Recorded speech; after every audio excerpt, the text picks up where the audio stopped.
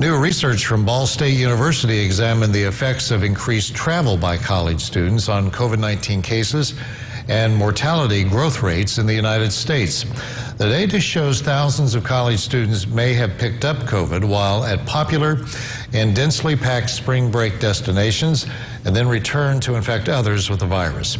Eyewitness News Noah Alatza talked to the BSU researcher about his findings. Well, Dr. Niekamp, thank you for joining us tonight. You were part of a study on the effect of increased travel by college students on confirmed COVID-19 cases and mortality growth rates in the United States. So why did you decide to study this topic? Well, I think this was a topic that was interesting to me because, well, first of all, I'm an economics professor at a university. And I think that at the time, some university students were being vilified by the media, perhaps fairly or perhaps unfairly, for their behavior that was occurring during spring break.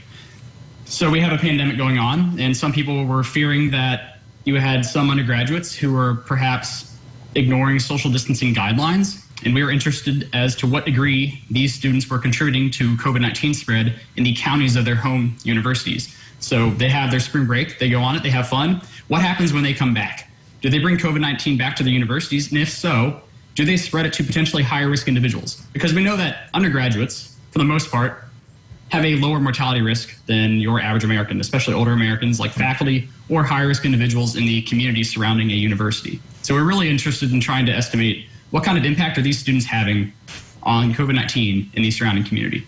And Dr. Niekamp, very interesting stuff there, but what were some of your findings then, some of the biggest takeaways from the study? So I think what I have to say first is that not all universities had a spring break, largely because during a very small window in early March, most universities across the U.S., about 80 or 90% of all 4 universities closed or canceled their in-person classes. So we had some universities in the U.S. where students went on spring break and came back. And then we had other universities where students effectively had their spring breaks canceled. And most of these students did not go on spring break. And what we found was that counties with a higher proportion of university students who actually went on spring break had about 20% higher COVID-19 cases per capita by April 30th of this year. And we also found was that about 4 to 5 weeks after the return, there was some suggestive evidence of an increase in deaths related to COVID-19 as well. So this is some evidence that they were not only bringing COVID-19 back to them with themselves and to spreading it to other university students, but also potentially spreading it to high-risk individuals in the surrounding community. Those are some very interesting findings, Dr. Niekamp, but what surprised you the most during this study overall? What surprised me the most? I think what surprised me the most was how much variation there is in where students go on spring break. So we have this very unique data set. It's called SafeGraph data, and essentially it's cell phone app location data for a sample of about 35 million or 25 million Americans. And we were able to see for each university, where do students actually go on spring break? So we're able to see it's more common for a state institution that has a lot of in-state students. It's common for students to stay in the state, so they might go home for spring break. But we have other universities, like where I got my PhD at Vanderbilt University in Nashville, Tennessee, where you have a lot of students who flew over spring break. And what we saw was that universities who had a lot of students who traveled to New York City or traveled to Florida or flew at all had a larger contribution to COVID-19 spread in their surrounding communities, as opposed to those universities where students, for the most part, either stayed in the local area or just traveled locally within the state, like going home to see their parents. Well, with no vaccine available right now and universities, making plans for the spring semester, do you think spring break should happen next year at all?